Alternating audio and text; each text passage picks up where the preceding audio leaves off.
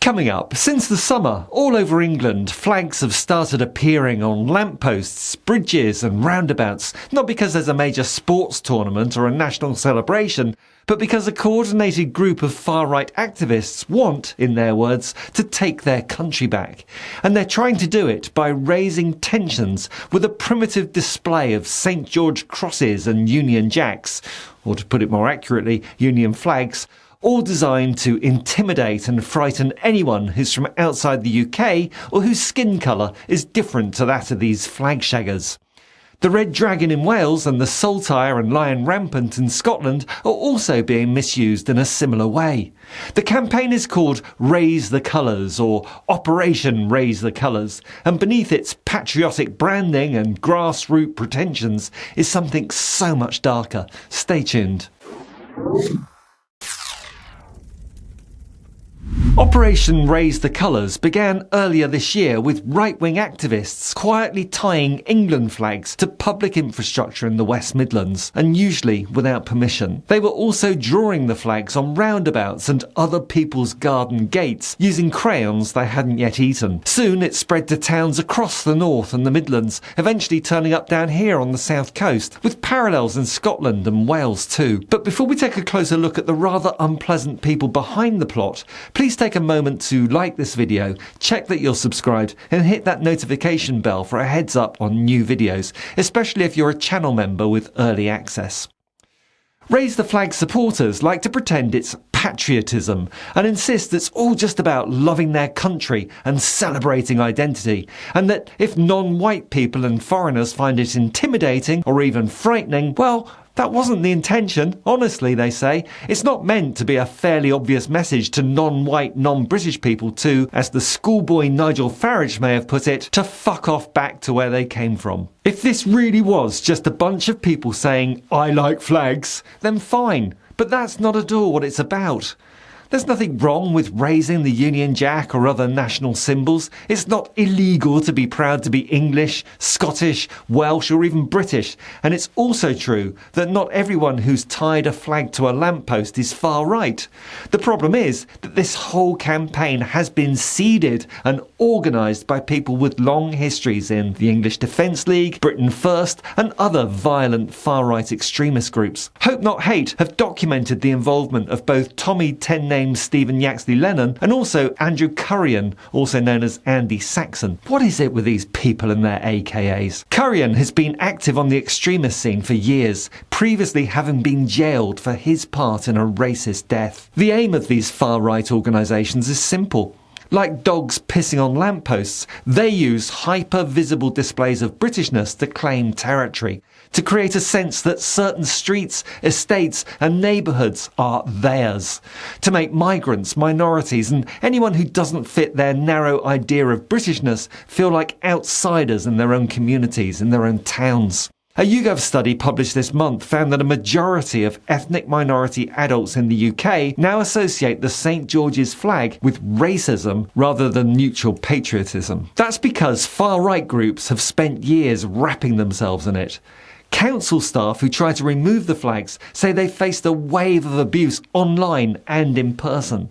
Some activists have followed council workers around, filming them, shouting at them, trying to intimidate them.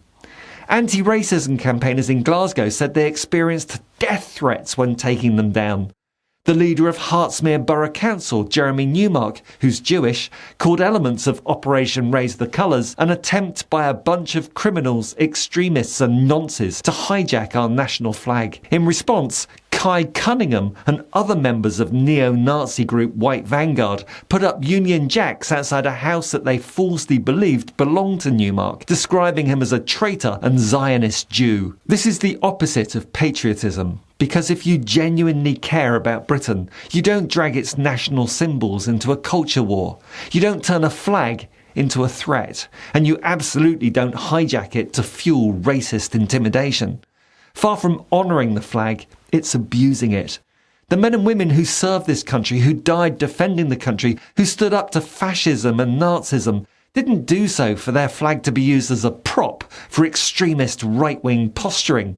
They didn't put their lives on the line so that a handful of angry, involuntary celibates could mark out territory they want to claim as no-go areas for other ethnic groups. Using the flag this way doesn't honour their sacrifice. It steals its meaning and spits on the very values they fought for. When the far right claim the flag as theirs, they're rewriting history. They're pretending England belongs only to people who look or sound like them. But the truth is the exact opposite. England beat fascism and Nazism because it was united, not because it was exclusionary. That's the real patriotic legacy. And this far-right orchestrated campaign is happening at a time when Britain's national identity is already fragile, thanks to the shit show of Brexit, which continues to be the most divisive issue of my lifetime. Far-right groups are exploiting that division to rip apart the social fabric of the home nations to further their own ends that they frame as taking back their country, their wet dream being the expulsion of everyone who doesn't fit their narrow race and religion-based definition of being British. A disproportionate amount of these flag displays have been placed in areas with significant migrant communities. That pattern doesn't look accidental. It's pretty obvious that these displays are aiming to create a hostile environment in certain neighbourhoods. Mill Media, a national network of local publications who investigated the movement in 5 UK cities, found that most of the coordination happens in closed Telegram groups run by the same extremists who orchestrated anti-migrant protests on the streets last year. This isn't spontaneous grassroots local pride, it's astroturf laid down by an organised extremist operation designed to reshape the atmosphere of public spaces through intimidation. The Raise the Colours movement isn't about national pride, it's about fear and intimidation. It's about trying to claw back cultural dominance and eventually, in their wettest of wet dreams, a population of white, nominally Christian homogeny by making themselves more visible than everyone else and thus normalising their ideas. This has nothing whatsoever to do with patriotism. Real patriotism isn't a flag tied to a lamppost at 2 o'clock in the morning by someone hiding behind a mask. Real patriotism is inclusive. British values are fairness, decency, human rights, a belief that people of all backgrounds can belong here. That's a country worth fighting for. So next time you see a flag zip-tied to a lamppost, ask yourself, who put it there and why? What are their true motives? If you're white British like me, it might be easy to ignore it. When the Nepalese wife of my best friend comes to visit, or my Muslim filmmaker friend with Pakistani heritage pops down from London, or even when white European friends from Spain, Finland and France have come over, the message they get is that they're being told they're not welcome in my country and to stay away. The British, English, Scottish and Welsh flags are meant to be a source of national pride, not a sense of shame and embarrassment. And relax. Look, here's the good news. Plenty of people are already pushing back. Across the country, artists and activists are reclaiming the St. George's Cross, using it to celebrate diversity instead of rejecting it. A reminder that symbols only have the meanings we allow them to have. Oops! I can imagine these knuckle-draggers pointing out that I've referenced a couple of Guardian articles in this video, typical woke lefty, and all that. But just imagine if this inclusive vision actually won. Imagine a flag that signalled a welcome, not a warning. Wouldn't that be some victory? Thanks for watching so far. If you found this video engaging, hit like, subscribe, leave a comment, share it widely, and consider joining as a channel member to support more independent commentary.